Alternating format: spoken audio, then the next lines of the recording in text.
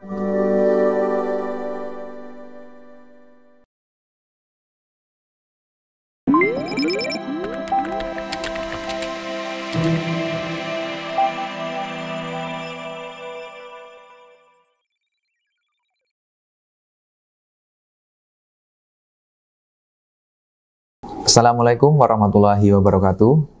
Berjumpa kembali dengan saya Enggar Prasetyawan di mata kuliah Pengantar Ilmu Pendidikan. Baik, kali ini kita berjumpa di pertemuan 14 yang mana kita akan membahas mengenai tantangan kehidupan pendidikan abad 21.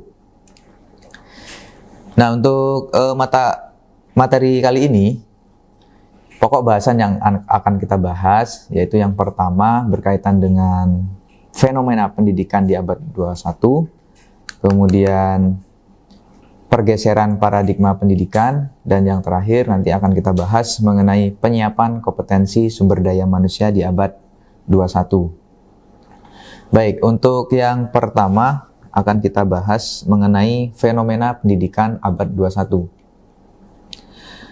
Nah, seperti sekarang ini banyak fenomena-fenomena penting yang harus kita ketahui khususnya dalam dunia pendidikan. Nah, yang pertama kita bisa lihat bahwa adanya globalisasi dan pendidikan. Nah, globalisasi di sini kan kita kenal proses mendunianya suatu hal sehingga batas antara negara itu nanti menjadi hilang. Sehingga tanpa batas, kata lainnya seperti itu. Nah, globalisasi di sini berawal dari niat negara-negara industri maju untuk menghasilkan produk-produk yang memiliki nilai tambah. Nah, nilai tambah ini tentunya ya harus tinggi dengan muatan ilmu dan teknologi.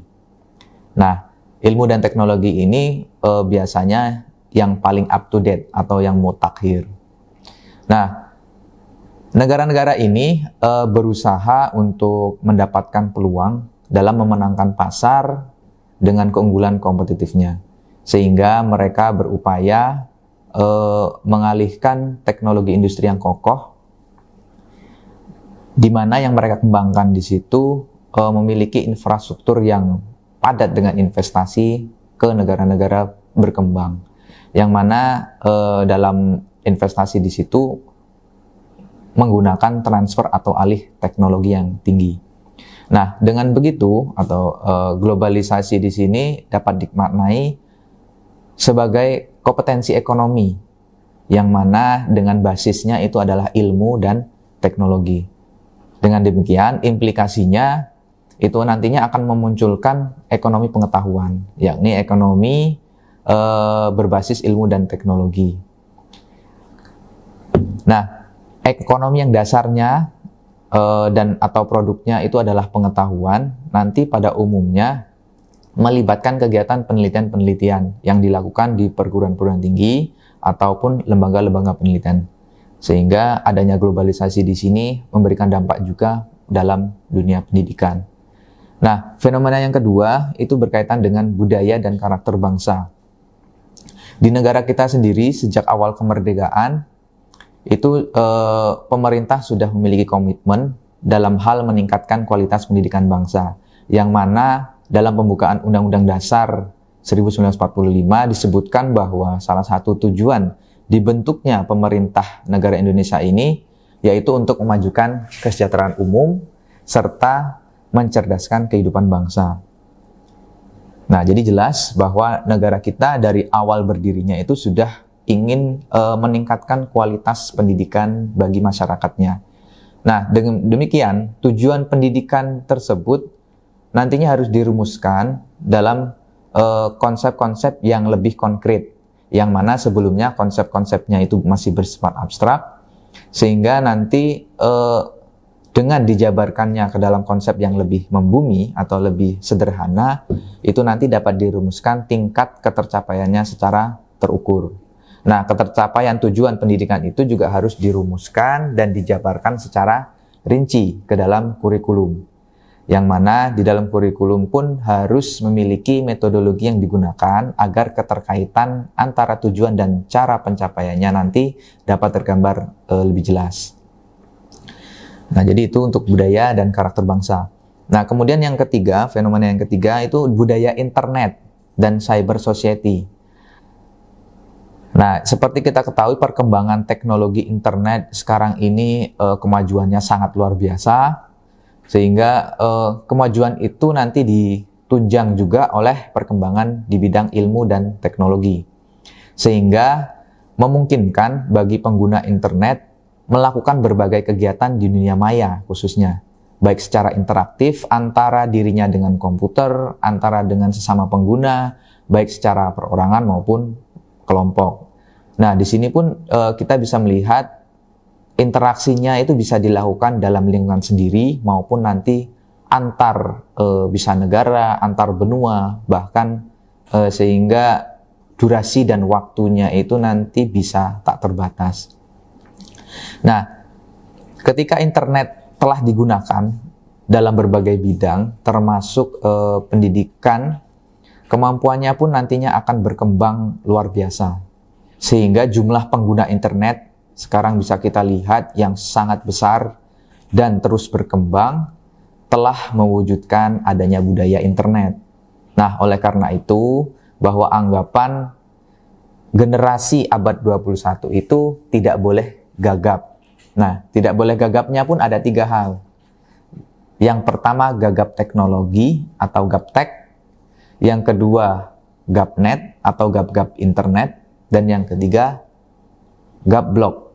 Gagap terhadap blog. Nah, saya kira di abad 21 ini kita generasi abad 21 itu tidak boleh gagap dari 3 hal tadi ya. Nah, oleh karena itu budaya internet di sini atau masyarakat maya itu harus bisa bijak dalam menggunakan internet. Nah, itulah 3 fenomena penting pendidikan di abad 21 ini. Kemudian pokok bahasan yang kedua itu nanti kita bahas mengenai pergeseran paradigma pendidikan. Nah, yang namanya paradigma itu kan pandangan. Mungkin dulu pandangan pendidikan di zaman dulu dengan zaman sekarang itu sedikit mengalami pergeseran, yang mana pendidikan di abad 21 ini perlu mempertimbangkan berbagai hal. Dari misalkan kompetensi lulusan, kemudian isi konten pendidikannya, kemudian sampai ke proses pembelajarannya. Itu juga harus dipertimbangkan. Sehingga dalam pendidikan di abad 21 ini harus memperhatikan 5 hal. Yang pertama, bisa kita lihat bahwa pemanfaatan teknologi pendidikan. Nah, sekarang teknologi itu kan terus berkembang. Otomatis dalam dunia pendidikan pun harus menunjang bagaimana dalam proses pembelajarannya. Ya, misalkan dulu mungkin belum ada infocus, belum ada laptop, belum ada komputer, belum ada handphone. Nah, sekarang ini kan sudah ada semua, sehingga teknologi-teknologi yang berkembang itu bisa kita manfaatkan dalam dunia pendidikan. Supaya apa? Supaya nanti proses pembelajarannya pun akan maksimal. Nah, kemudian yang kedua, peran strategis guru atau dosen serta peserta didiknya. Nah, jadi peran dari guru, dosen maupun siswa atau peserta didik itu juga harus menonjol. Yang mana guru harus pandai dalam memberikan sentuhan-sentuhan kreativitas atau cara bagaimana mengajarnya. Kemudian siswa atau peserta didik pun juga harus bisa meningkatkan kemampuan secara mandiri supaya juga menguasai ilmu pendidikannya atau ilmu pengetahuannya itu lebih mudah. Jadi antara guru dengan siswa jika sama-sama meningkatkan kemampuannya itu akan memberikan kemudahan dalam hal penguasaan suatu ilmu pengetahuan. Nah, kemudian yang ketiga, itu metode belajar mengajar yang kreatif. Nah, di sini khususnya bagi guru atau pendidik, metode belajar tentunya harus bervariasi. Yang mana metode belajarnya itu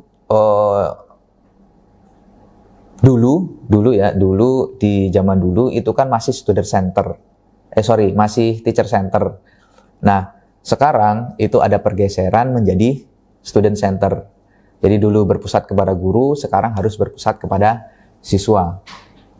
Nah, otomatis bagaimana supaya siswa itu bisa membangun sendiri pengetahuannya. Nah, guru harus bisa memfasilitasi metode pembelajaran yang kreatif, yang mana supaya siswa itu lebih termotivasi atau lebih senang dalam pembelajaran ataupun bisa lebih semangat dalam mengikuti pembelajaran. Nah, sehingga ini memang metode belajar yang kreatif itu harus diciptakan oleh gurunya. Kemudian yang keempat, materi ajar yang kontekstual. Kontekstual itu kan dikenal sebagai dunia nyata. Sehingga apapun materi ajar yang kita sampaikan kepada siswa atau peserta didik itu harus secara kontekstual. Jadi berhubungan dengan kehidupan sehari-hari siswa atau berhubungan dengan kehidupan nyata siswa. Sehingga kalau dihubungkan dengan kehidupan sehari-hari itu, siswa akan lebih mudah untuk memahaminya. Kemudian yang terakhir yang perlu diperhatikan juga yaitu struktur kurikulum mandiri berbasis individu. Nah, kurikulum dari zaman ke zamannya memang mengalami pergeseran atau mengalami perubahan, tetapi pada prinsipnya semua kurikulum itu ingin memberikan tujuannya memberikan pendidikan yang lebih baik atau kualitas pembelajarannya yang lebih baik. Nah, kurikulum sekarang itu kan dituntut bahwa siswa tadi sebagai pusat pembelajaran atau student center, sehingga siswa sendiri yang mengkonstruk pengetahuannya supaya siswa lebih mudah dalam hal menguasai kemampuannya atau tahu ukuran dirinya sendiri itu sampai mana. Nah, sehingga kalau siswa sudah tahu, nantinya dengan adanya kurikulum itu memberikan jembatan supaya potensi-potensi yang dimiliki siswa itu bisa tercapai. Nah, itulah pandangan atau paradigma pendidikan yang sudah mengalami pergeseran, sehingga kita harus memperhatikan hal-hal yang sudah saya jelaskan tadi. Kemudian berikutnya berkaitan dengan penyiapan kompetensi sumber daya manusia di abad 21. Nah, saya kira ini yang paling penting dari pokok bahasan kita, bahwa dengan adanya perkembangan zaman yang sudah masuk ke abad 21, di mana ilmu dan teknologi itu berkembang dengan pesat, khususnya bagian teknologi. Oleh karena itu kita juga harus siap dalam sumber daya manusianya, khususnya kompetensinya. Nah, dari keseluruhan komponen dan aspek pertumbuhan yang ada, memang manusia kan yang menjadi faktor terpenting. Karena apa? Ya, pelaku utama dalam hal melakukan perkembangan ilmu dan teknologi tadi, itu kan adalah manusia pelaku utamanya. Sehingga manusia sendiri atau sumber daya manusianya ya harus kita berikan yang terbaik secara kemampuan. Nah, oleh karena itu, di berbagai negara pun, baik di dunia usaha, itu berusaha untuk merumuskan karakteristik manusia di abad 21 ini khususnya. Nah, ada beberapa kompetensi SDM atau sumber daya manusia di abad 21 ini yang memang harus dibutuhkan oleh manusianya. Bisa kalian lihat, yang pertama itu adalah kemampuan berpikir kritis dan pemecahan masalah atau critical thinking and problem solving skills. Nah, yang mana kemampuan di sini itu mampu berpikir secara kritis, lateral, dan sistematik, terutama nantinya dalam memecahkan suatu konteks pemecahan masalah. Nah, memang kemampuan ini nantinya mencakup dari kemampuan mencari, kemudian mengumpulkan, kemudian memilih dan memilah, serta nantinya mensintesakan atau menyimpulkan informasi yang berguna dalam memecahkan masalahnya. Jadi memang kemampuan berpikir kritis ini diperlukan di abad 21 ini. Dari kemampuan berpikir kritis tadi, komponen-komponen atau indikator-indikatornya itu, sehingga dalam memecahkan suatu masalah itu melakukan tahapan secara terstruktur.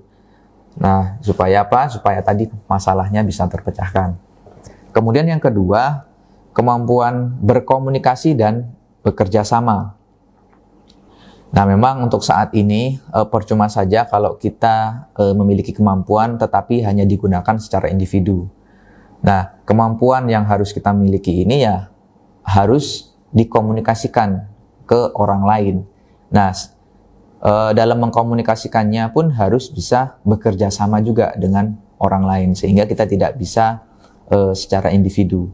Yang mana manusia itu kan dikenal sebagai makhluk sosial. Jadi manusia tidak bisa hidup dengan dirinya sendiri. Jadi tetap bergantung dengan orang lain.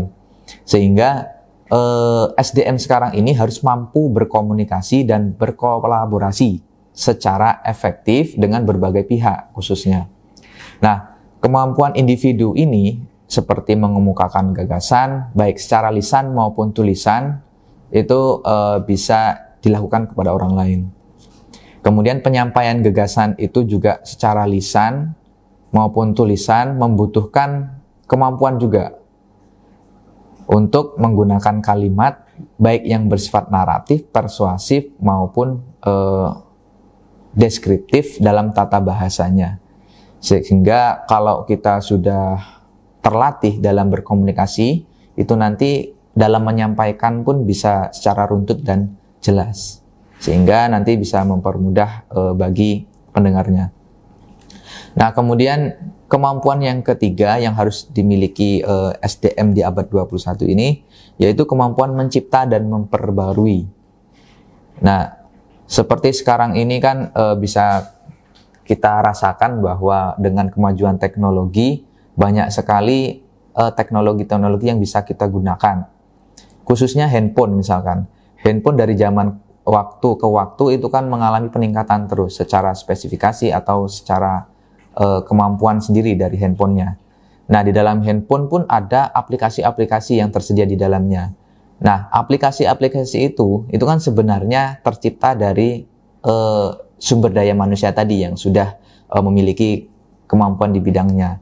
Nah, kemampuan sekarang inilah yang diperlukan oleh manusia atau SDM, di mana jika kita memiliki sesuatu hal yang baru atau menciptakan suatu inovasi yang baru, itu nanti jika bermanfaat oleh orang banyak, pasti nanti akan digunakan juga oleh orang banyak. Tapi jika tidak memiliki kebermanfaatan, itu pasti tidak juga digunakan orang. Sehingga kemampuan mencipta ini atau memperbaharui dari yang sudah ada, itu juga diperlukan bagi SDM di abad 21 ini. Ya, khususnya supaya pemanfaatan-pemanfaatan yang diciptakan itu nanti berguna untuk masyarakat. Nah, kemudian kemampuan yang berikutnya yaitu literasi teknologi informasi dan komunikasi. Nah, seperti yang di awal sudah kita ketahui bahwa teknologi informasi juga terus berkembang, yang mana kemampuan ini SDM sendiri harus mampu memanfaatkan teknologi informasi dan komunikasi dalam hal meningkatkan kinerja serta aktivitas sehari-hari. Jadi percuma saja jika teknologinya sudah berkembang dengan baik, tetapi SDM-nya sendiri tidak bisa memanfaatkannya. Itu sama saja seperti ya batu di pinggir pantai, ibaratnya gitu. Jadi tidak ada manfaat sama sekali.